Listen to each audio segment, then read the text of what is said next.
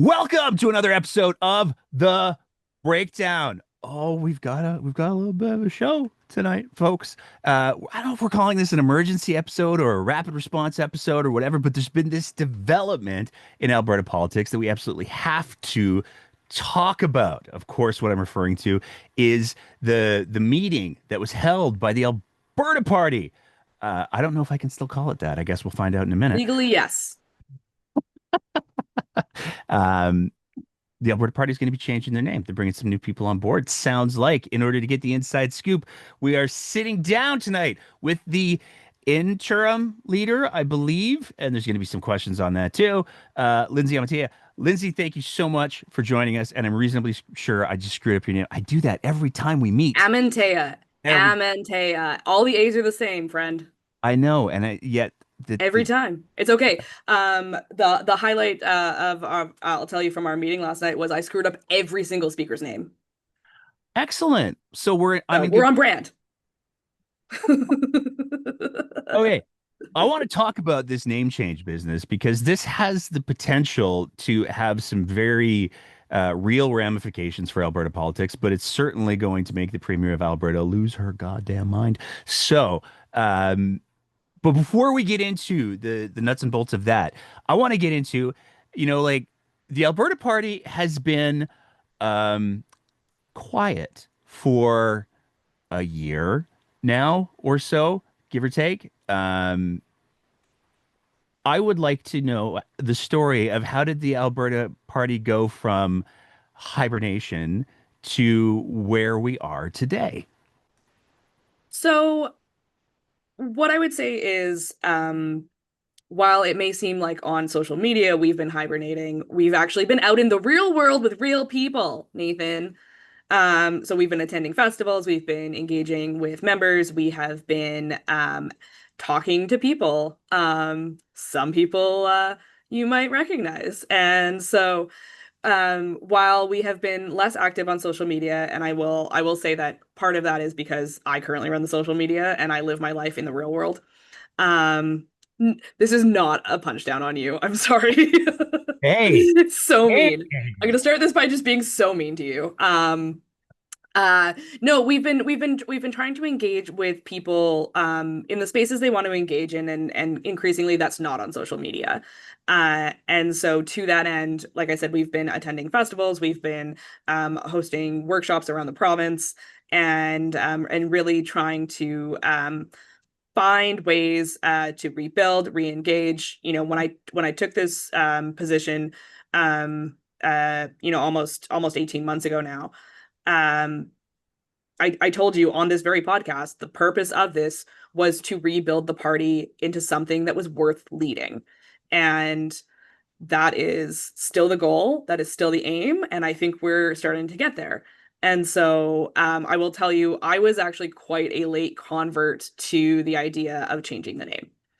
Um, and so lots of people on our board and otherwise have talked about for a while, why don't we just, call a spade and rebrand, and really, try to reclaim that legacy of centrism that has always existed in Alberta. And I was one who I really love the name of the Alberta Party. I love the idea of the Alberta Party. And and I was part of and remember, sort of the dying days of the Progressive Conservative Party of Alberta, and did not want to repeat and do not want to repeat some of the reasons it ended up where it did. And so it honestly took until this summer for me to really come around to the idea of, rebranding into something that's more recognizable for the electorate. At the end of the day, it, what is in a name? Well, it turns out a lot. We've been polling for the last couple of months about what it would look like to have a renewed and a rebranded Alberta Party with under the Progressive Conservative name. And when I say that, I mean a truly progressive, conservative, centrist party. Building on the legacy of Peter Lougheed and the radical centrism of the 70s, 80s, and early 90s. And um, it has absolutely blown me away, the response we get from people across the board about this. One of the biggest issues with the Alberta Party, that our candidates have run into traditionally has always been, and you remember, well, what does the Alberta Party stand for? And and then you go into your elevator pitch of, well, radical centrism, neither left nor right, et cetera, et cetera. And so for me, this is really just a shortcut so that people understand what we're doing. And to that, it's not a change in direction of the party. It is simply a change in name. And I after we put up a very brief comment on social media last night following the meeting, I think it hit home because I have been called both I don't think anyone's called me a fascist yet, but we're getting there. I've also been called a shill for the NDP. So we're back, guys. I mean, that's the core of the Alberta Party right there, Yeah, is being accused of being everything. But it's, and full disclosure, I always assume that people just know, but full disclosure, I did run for the Alberta Party in it's 2019. it's been a while. It's It's been a been while. like 6 years. I 6 feel like years. I'm Yeah. I'm I'm I'm clear of it. But the so a couple of things that you gave me that I want to try to unpack a little bit there. Um, and one of them is I mean, when you referenced the last time that you were on the show, and I absolutely was like, so is the Alberta Party a home for progressive conservatives? That was like a year ago. And you were Yeah. like, yes. You weren't like, yes, in the same sense of like, we're naming the party that. Yeah. So there's also like another piece here that has to somehow fit into what you just described, because uh, the worst kept it's not even a secret, is there were a couple folks in attendance in that meeting yesterday, and they've been very, very clear in media that they were having conversations with the Alberta Party about uh, rebranding, because Danielle SMith had a press conference and she was like, they cannot change their name. She refused to allow Scott Sinclair and Peter Guthrie to start a new party under the Progressive Conservative banner. How did that happen? Like, did Peter Guthrie and Scott Sinclair come to the Alberta Party and go, we think there might be a loophole here? Or did Lindsay Amantea go to the Scott Guthrie, Pete Guthrie, Scott Sinclair, and go, "Hey, I've got a pitch for you." Like, how did that happen? So, as all good things, it happened at Stampede. And so, Is that though? All good things happen. It's because I can think of a few things. I mean, I didn't say everything that happened at Stampede was a good thing. But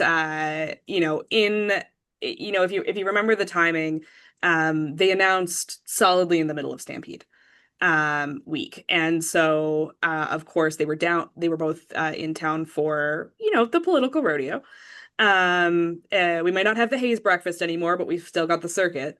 And so we had the opportunity at a number of different events to touch base and to really, see if we were on the same page about what we wanted for the province and what we want to do. And, following Stampede, we kept meeting, and one thing has led to another. And ultimately, I will take credit for the loophole. Uh, they came to us with a group, a big group. It's not just the two of them by any stretch. Um, uh, uh, and the idea, and we, I everyone knows I'm a lawyer. I'm not subtle about it. And so, read through the legislation, really looked for what we could do to make it work. And it turns out, yes, there is a loophole in the legislation based on how it's written. And so to that end, we are submitting, paperwork to Elections Alberta as we speak. And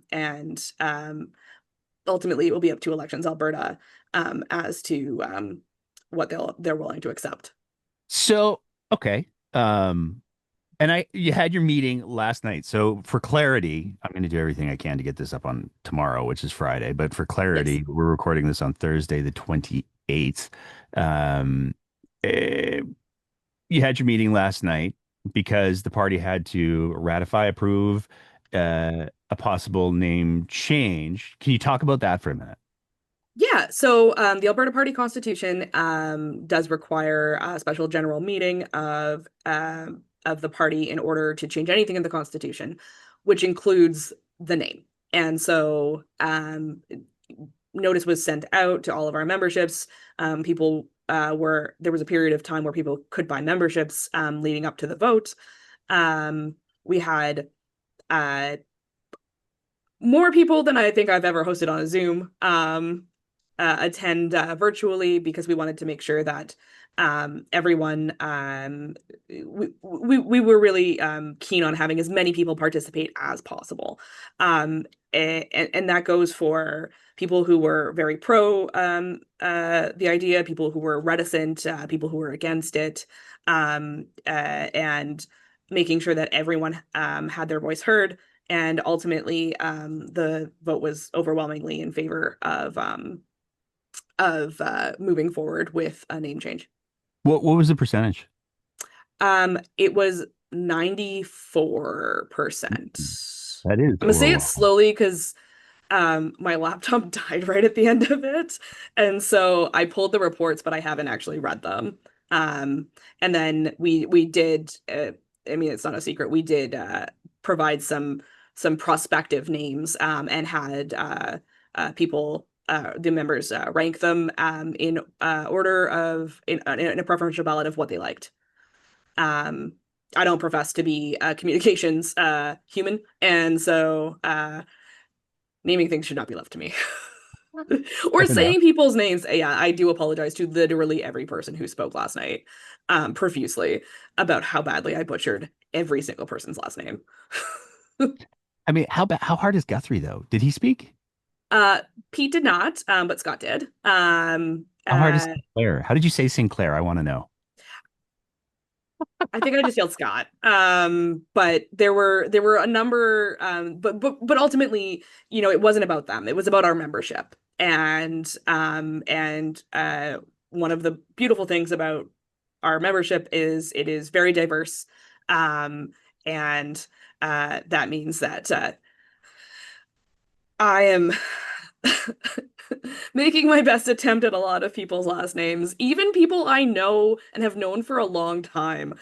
I cannot say their last names.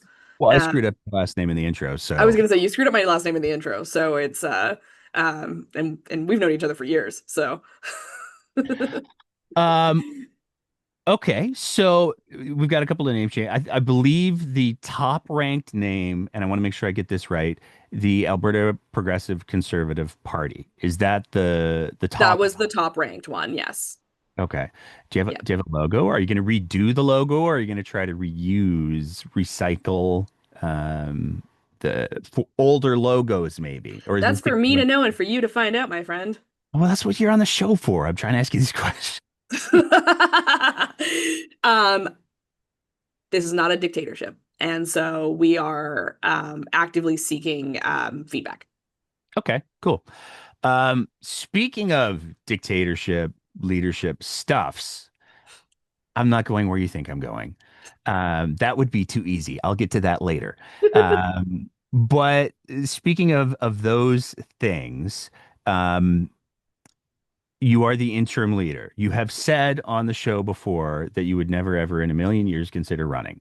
I'm curious, A, does that hold? And as a supplementary, uh, can we expect to see a leadership race in the new Alberta Progressive Conservative Party? um, that does hold, and we are actively working towards both having a convention in the late fall, as well as planning and starting a leadership process. So I can finally go back to throwing my dog's ball as much as he wants. Well, that's good. Yeah. Okay, so there will be a leadership Yes, position. yes, it's happening. It's coming. Like I said, I told you, and I'm sticking to it. The purpose of my of becoming the leader for me was always to turn this into something worth leading. And I really think we're getting there. And I think that with the number of people who are showing up to volunteer, who are enthusiastic, who are hopeful about what's happening right now, I am also hopeful that that means that we will have people who want to be in charge of this party and who want to lead this into the next election to make sure that we can, um, you know, put our best foot forward and run a campaign against this government. On that note, um, and we're not getting to this government yet. We're going to save that for the end because I know it's going to get spicy. Yes, Um, always.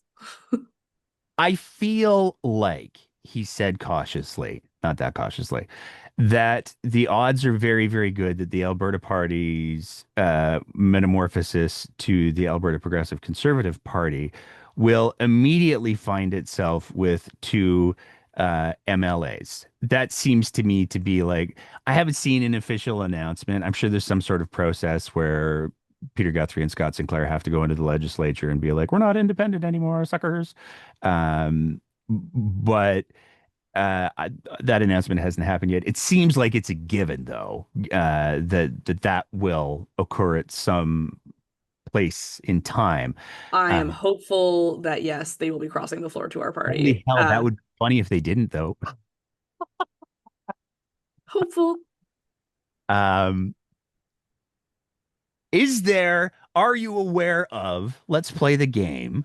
Um, should people be watching for more than two MLAs in the legislature, potentially under the Alberta Progressive Conservative Party banner? No one's called me. Okay. But I would suggest that there are more than a sufficient number of humans representing other humans who are not or should not be happy with how this is going. That being said, we're not here to take every single person who wants to jump ship. We will be selective should people approach us about the quality of the people who want to join us. Um, Part of the issue with the Progressive Conservative Party round one really came down to the quality of some of the people who ended up being part of that party. And, for a lot of people, it doesn't seem like it's that long ago for in my mind, but I guess now we're talking almost a decade. Um, the purpose of the creating the United Conservative Party at the beginning was to take the best parts of the PC party and the best parts of the Wild Rose and put them together and to shed some of the more problematic issues, people, history, whatever. That's not what's happened. And what we've ended up with, rather than, in a lot of ways, that vision, uh, we've ended up with the worst parts of both of those things. And so it's not about quantity at this point. It's about quality and building the foundations right the first time and making sure that we are building both for the success of the party, but also for the success of Alberta and really making sure that we are being self-reflective and self-policing and making sure that this is not a dumpster for problematic people, and this is not um a place to go if you just want to stick it to the man. Although I mean my entire ethos is to stick it to the man. And I say that as someone who, I was a member of the Progressive Conservative Party. I voted against unity. I was obviously very outvoted, And so I left. Well, I stuck around for a second there to see if the thesis held true, the best parts of both parties. It clearly didn't. So I left 8 years ago, almost 8 years ago. And so and I feel like there's a lot of people who dropped off over time who just couldn't keep going but didn't know where to go otherwise. And the Alberta Party was unable, for a variety of reasons, to capitalize on that malaise. And so this is that moment. The number of people, like the people who are coming back, are people who just haven't been involved in so long because they've just been so uninspired or disheartened by the process. They've gone on to, most people don't want to do politics all of the time. We were a weird bunch.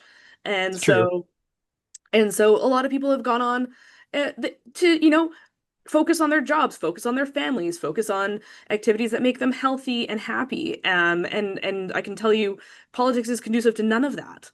And so people have just decided to shut down. But we are seeing that hope come back, that idea that we can start to have some accountability, and and some some selflessness back in politics. We don't do this. It's an act of service, not a God-given right to be here.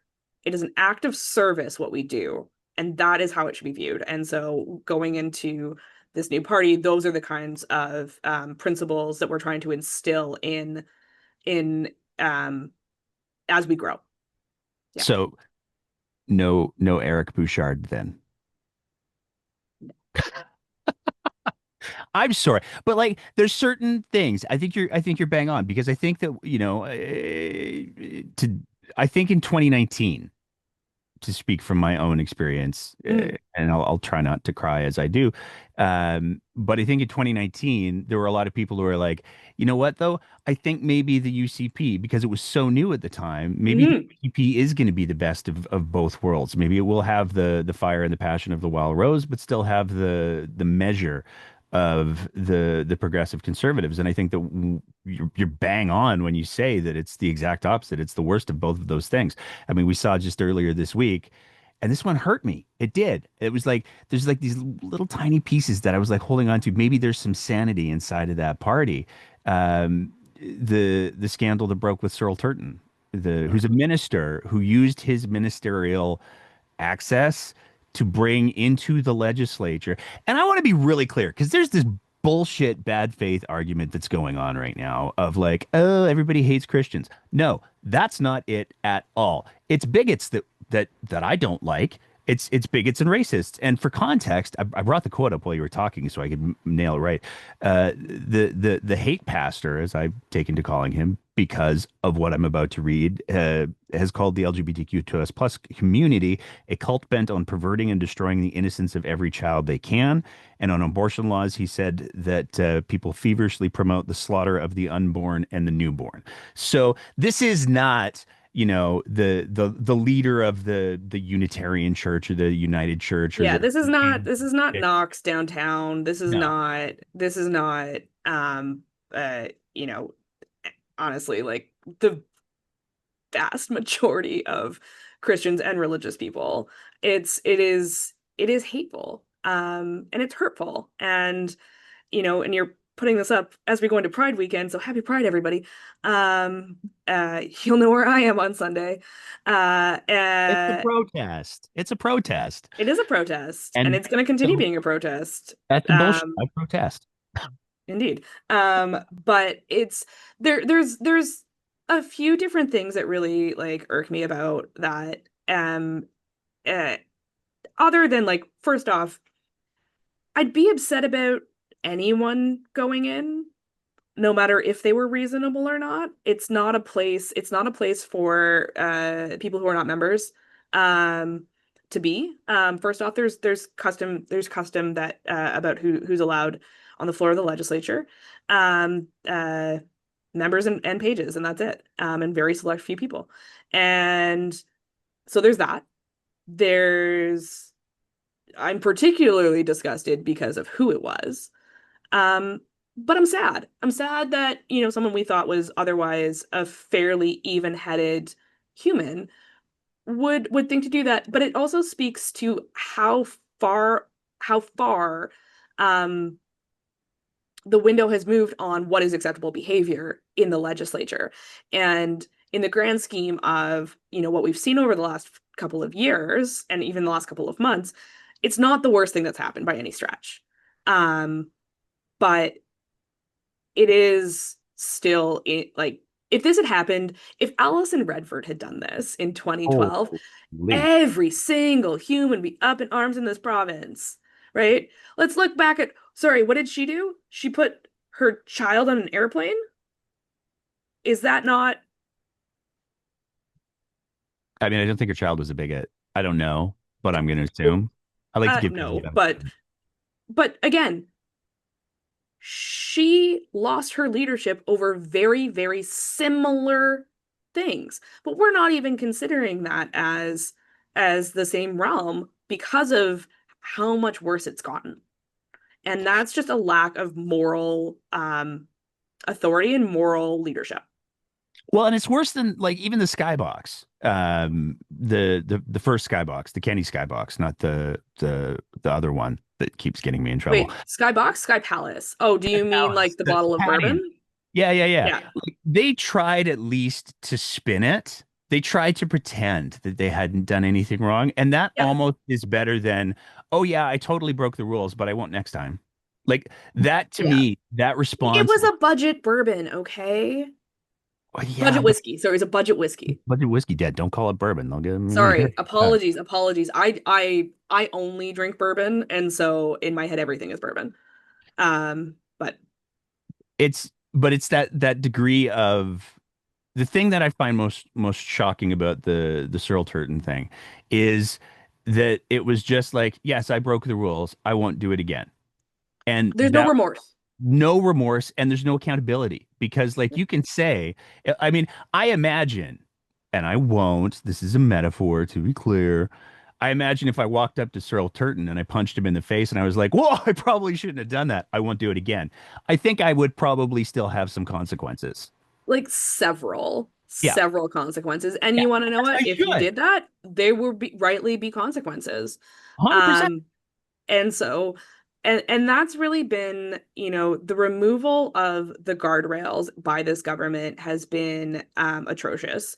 And it will take years to rebuild those guardrails and that custom and the trust with the electorate.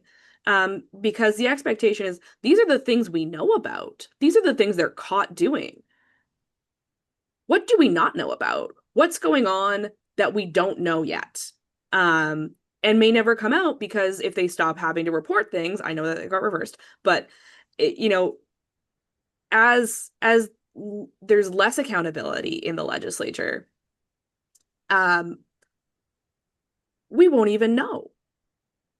Well, and we've seen like a progression here, and I think that Mhm. that's really important. Danielle Smith started off her term as premier, um, getting caught trying to interfere in a criminal prosecution. Yep. That's the ethics commissioner said that, so I can say Mhm. that confidently. Um, and you would think after that there'd be like a reasonable people would go like, whoa, whoa, whoa, whoa, whoa. Okay, so we overstepped. We got to make sure that we know what the lines are. We got to make sure we know where the guardrails are. We got to do better, Yeah. guys. And the response from this government has been, okay, so we crossed over the line. What if we just got rid of the line? What if we just got rid of Or it? just like moved it into another room. Universe. Um, yeah, like it's bonkers. I Okay, was being nice. you were. I think you probably have to be nicer than I do, though. So, You would be um, surprised. But nonetheless. I mean, you did start off by basically completely trashing me, so that's fine. Yeah, but one, it's fun, and two, you deserve it. I'm kidding. I'm No, it's kidding. true. I do. I Uh, I actually I fully intended to start this by if you were like something happened and I was gonna be like, yeah, Taylor Swift and Travis Kelce got engaged, right? Like that's what we're here to talk about. No, this Um, is a municipal campaign. no, I was 100% going to call Tim Cartmel for putting up a shitty like post about. Why did you just give me my pivot? Oh, you just gave Okay, anyways, what are we pivoting to? We are pivoting to the ring, right? the last time that the Alberta Party did this sort of mini implosion, there was a key figure involved.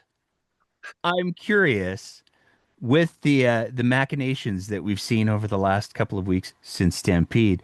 Are there any um, what's the word I'm looking for? Historic strategists who have been involved in the process? Because I'm certain that there's going to be people looking for certain types of fingerprints, and I'm pretty I sure you. have absolutely no idea who you're referring to. Okay, Stephen Carter. But if I Stephen Carter did, involved in this? I would say that uh that human is not involved. Um uh mm, but uh but I have no idea who you're talking about. I was talking about Stephen Carter I know exactly who you're talking about. It's fine. He's not here. because he's doing the Tim Cartmel campaign too. So Among other things, yeah. yeah, He's off doing Calgary and doing other yeah. stuff. He's doing Cartmel, he's doing the Calgary Party. I mean, I don't know. There's a municipal election on October 20th. Please vote for somebody. School boards. Um, Vote yeah, all the way down the ballot. all yeah. Vote for school board trustee because there's some good names out there. And okay, like He's let's give you busy. some easy things to tee up on. We're seeing some reports today that the EPSB has their partial list of the books that they're banning. Um, the Alberta's party stance on banning Margaret Atwood, which is a bonkers question for me to have to ask anyone. But at this point in Alberta, we're at a place where all political party leaders, interim or otherwise, should be asked, do you believe that Margaret Atwood should be banned in Alberta schools? No, I Okay, do good. not believe that. I believe that I, I personally don't believe that any books should be banned. I do think that we need to make sure that we are teaching children age appropriate material. Um, I, like I'm not a communications person, am also not a teacher. I do not have a master's in pedagogy. Big word. Um, I am not the person who should be deciding at what age a child needs to learn something. It's not my call. It shouldn't be my call. I'm really good at a bunch of stuff. This is not one of them. I think that children need to be exposed to certain things at certain ages to make sure that they're expanding their minds and are able to go and learn at their own pace. And I will say for younger children, it's harder to determine. And it always will be because at that age, you're developing so quickly and some kids, at 7 or 8 years old are going to be leaps and bounds ahead of other kids. Everyone evens out a little bit more towards high school. Some of you never grow up. Um, Nathan. But uh you part of the job of a teacher is to really be able to gauge day in and day out where those kids are, and teach appropriately to that class. Um, and so I just don't think stif because where do you draw the line, right? When do we start banning books that talk about Jews, right? Or the Or the Holocaust. Holocaust, or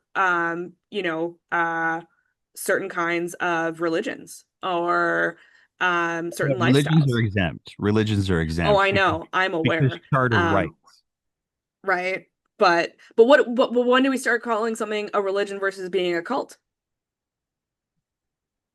Christianity was a cult in Rome, in the ancient Roman Empire.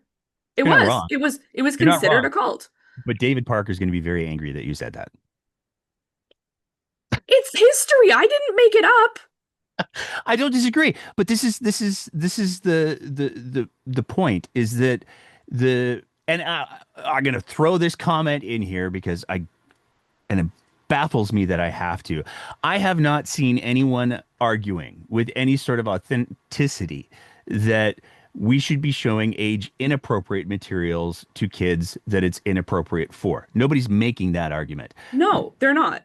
The no, the argument is, should we maybe let the experts decide what age appropriate is, as opposed to people who are just uncomfortable because they have religious beliefs or social beliefs or. And it's not a leap. It's not a leap to say, um, should we be teaching about the Holocaust in schools? Because boy, there's some really upsetting stuff in there. And also, and this is, I'm going to get, you're getting me up on my soapbox here. Um, this whole policy was brought about because there are people who believe that LGBTQ2S plus people are fake. It's a social contagion, and that their own children were captured and now they have rifts in their family. And I can say all of that because I have the fucking video to do it. Um, and the there are people who believe. So if a small segment of people who have batshit crazy beliefs get to dictate an educational policy, there are people who believe the Holocaust didn't happen. Yep. And as ridiculous as it sounds, here we are banning Margaret Atwood from Edmonton Public School Board schools, allegedly. So it's But the unintended consequences of this are when we start banning things and not talking to kids about hard topics, it leaves them vulnerable in situations where they are not being protected properly by people in their lives. And so whether that is things like sexual abuse, whether that is mental or other physical abuse, when we're not talking about what is normal and teaching kids how to ask questions about hard topics, we are leaving them open to not knowing when they need to ask for help. And I don't think that was anyone's intention. I am going to err on the side of, you know me, I am somehow on like be kind to everyone and have like on this train and have been for a long time. I think it was. I honestly think it was. And It's if I you would, don't know. I don't think I'm going to say I don't think it was intentional. I do think it will happen though. And I think I think in maybe in terms of the queer community, it's intentional. I don't think the rest of it is. I don't think anyone is sitting there going like we're waiting for someone to or we're trying to make it easier for someone to groom their child, right? Um I don't think that's the intention. I s- I wish I could say that I agree with you wholeheartedly, but honestly, these days I don't know anymore. I mean, we have press secretaries who are stepping forward saying that the reason that the religious exemption exists is because we don't want to mess with people's charter rights. At the same time, that the Premier of Alberta has said that she will consider invoking the notwithstanding clause to take away the charter rights of trans youth. So these two things are too dissonant to not be intentional, especially when we're dealing with the comms folks. So it's Perhaps, but what I would suggest is this. We need to be allowing you would ask me, do I think we should ban Margaret Atwood? And honestly, extrapolate that to do I believe in book bans? I don't. I don't think having certain things readily available in for sure. like do I think The Handmaid's Tale should be in a grade 2 class? No, I do not. I think it's pretty graphic. Um, I think it's an excellent book. I have all of the respect for the book and for the literature. I think that there is an appropriate time to read that. I mean, I didn't go to school. I didn't go to secondary, elementary or secondary in Alberta. I went to school in British Columbia. Um, some of the things I read in grade 11 and 12, I don't think I could even emotionally read today, right? About genocide and crimes against humanity. I don't think those should be easy topics. I don't think they should be secrets. I mean, Um, and I would so we can't shy away from hard things, and that I think is the the biggest takeaway is we can't shy away from hard things. We need to be teaching kids how to have hard conversations because when you don't know how to have hard conversations with people who have views that are different than yours, you end up in a hyper politicized, hyper partisan society where everything someone says is wrong and therefore they're bad, right? This is how it keeps going. This is perpetuating the problems we're having. And so let's maybe not do that. We just need to find appropriate ways and age appropriate ways. And I'm talking all the way through, all the way up to like teaching adults how to have hard conversations. This is not just a school issue. And but it starts where you start taking away the ability to critically think um, about things in society and why things are the way they are and is it right or wrong. At the end of the day, I have always been of the belief, and we continue to, have these conversations that it's not my job mostly to impose my opinion on people, right? I can try and convince them, you know, in the same way that I don't think you should be able to restrict abortion, I also don't think you should be forced to take a vaccine. I hope everyone does. Everyone should get a vaccine. But I'm not going to force you to do it. I hope that you would do it for the good of the community. But you can't force people to have beliefs. You can't force people to do specific things with their bodies. It's not okay. And I think this is very off tangent. One of the most shocking things about Trump's first election, I apologize for the rabbit hole I'm going down now, wasn't that there was a rise in things like hate crimes or the discourse, becoming the way it was, because those things were always there. We, the woke left, I'll say we for now, thought everything was magically solved when Obama got elected. Turns out that's not true. Um, people's hearts didn't change. They just got a little quieter. And it was not the balm that everyone thought it was. And so when Trump got elected, to hear all these things again, of course, people's minds haven't changed because we never did the work of changing them, right? We outmaneuvered and then, stomped all over everyone and said, we've won now, right? But we continued to have sides and treat it like that and to other people. And that's what you see when Hillary Clinton says something like, the basket of deplorables, right? You're othering people. And it's not how we're going to bring people together. And it's not how we're going to find a way to better society.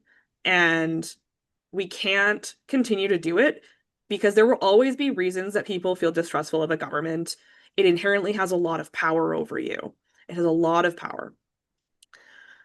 But what we can do is build trust by being open, by being honest, by taking accountability, and by building guardrails so that we are having consequences when those things don't happen. Because right now people don't feel like there are consequences, so they don't know what to do if things go badly. And that's what we're seeing. And so to bring it back to the Alberta perspective, that's why we're doing what we're doing right now, because if that's how we can get people elected to be better, then so be it. And that's really what brought me around to changing the name. There we go. Wrap that up all the way. Of the Alberta Party, because like I said, I love the name, I love the logo, I love the idea, I love the policy, and that's not changing. But the name is what resonates with people in this province. There's a shared history, a shared understanding, and it is a shortcut. And so for me, if this is how we win, then this is how we win. And a rose bay any other name, right? Give me a bunch of stuff to play with there. I just want to clarify one piece because I know that there's going to be people who hear this and are going to go, "Oh, Lindsay Amantea said that people were forced to be vaccinated." That did not happen. Nobody was going door to door. No, He no, no said, one was I forced to be know, vaccinated, but there were consequences. as there should be. I mean, with Yeah, the failure to participate in society in good faith comes the loss of privileges. That is yeah, basic. And the thing that frustrates me to no end, and I think that you nailed it, is this assumption that people have that at some point the work is done. It's never going to yeah. be. The biggest frustration that I have with the book bans is, the as the maxim goes, those who fail to learn from history are doomed to repeat Doomed to it. repeat it. And if we don't learn that, yes, there will always be bigots, and we need to be actively trying to demonstrate to them, here's why not being a bigot is better. Um, if we don't stop doing that work, then they're just going to continue to do their work. And that's not great because it apparently leads to book bans. Well, Um, but also, more than that, and this is maybe a broader societal issue, is when you look at Gen Z, whatever you want to call them. it's Zed. We're in Canada. I We're know, not I know, 51st. we're not the 51st state. Gen Z. I actually meant to wear like an Alberta t-shirt for this interview, and then I had work. The um, but the your body, my choice, right? So that backlash, the work's not done, and more importantly now, like the boys are not okay, Yeah. right? And so that's we're to the detriment of young men, we have been focusing so much on young women, um, because like reasons, like valid reasons, guys, but like we need to be focusing on all of our kids and really like helping everybody and making sure that everyone feels okay. I talked to, some of the young women that I mentor in high school, and they're concerned about their male peers, because their mental health is suffering and there are no resources, because you know men can't cry or something, I don't know. um like feelings are feelings, guys, no matter who's having them. And so um those are we can't we it's but that's the backlash. The work is never done, but we have to keep doing it. We have to keep doing it. We have to keep doing it. And I know it's tiring, but that's why, we let people take breaks and then we make sure we don't get burnt out. Yes, Nathan and I are the champions of definitely not burning out. It only 100%. happened once. It only happened once for me. Oh, I only had one really bad one. No, it only happened once for me, and mine was complex. We don't need to get into it. We don't need to Uh, get into it. Now's not the time. yeah.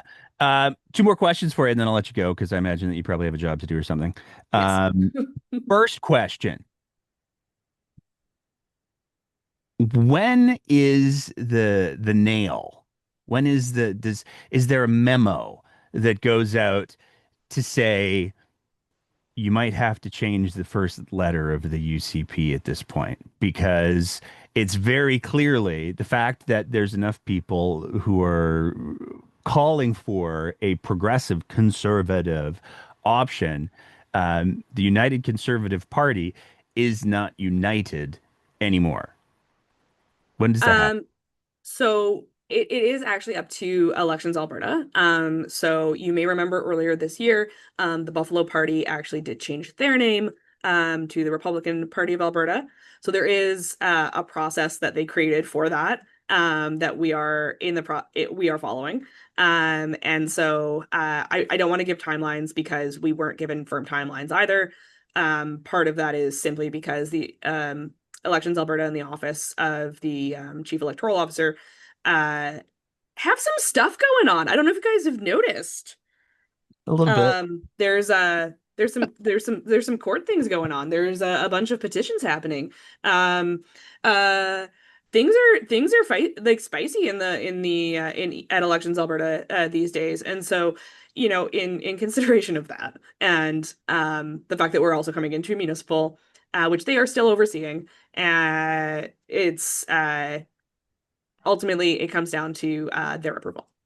So Uh, TBD. Are you going to have like a what is it Trump called the like the America's Freedom Day or whatever it was with the tariffs? It was going to be it's America's Independence Day. I Are you mean, going to have I'm like a conservative Independence Day party? I mean, I might go find like a landscaping company and do a presser outside of it. There you go. Last question, and then I'll just let you say anything else that you want to say. Um, Did you, when you agreed to take on the role of interim leader like a year and a half ago, um, interim, did you think that you might be the last leader of the Alberta Party? I did not. Like I said, I am a very recent convert to the idea uh that we're or this path that we're going down. And it's actually funny after the meeting last night, someone asked me like, when you moved here 13 years ago, is this what you thought you'd be doing today? And I was like, no.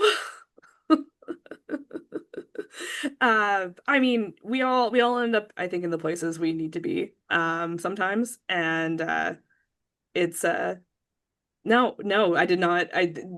At no point is this what I envisioned. But that's not to say that I'm not thrilled that this is where we're going. Good answer. Anything else you want to say? Anything else you want to hear? I would ask you to plug a website, but it's So potentially I'll do it anyways. I'll do it anyway. So we do still have the website up for the albertaparty.ca. My plug is the same. Um, Join us. Everything right now is still up. You can still donate. You can still volunteer. While we wait for Elections Alberta, the work doesn't stop. And I think it's incumbent upon every single person who has even a little bit of time to put some time toward building a better Alberta. And uh, this is it. This is how we do it. Um, we had high hopes for certain other parties that clearly haven't panned out, and I think that there's a lot of people in this province who have been tired. But this is if you needed a sign to get involved, this is your sign.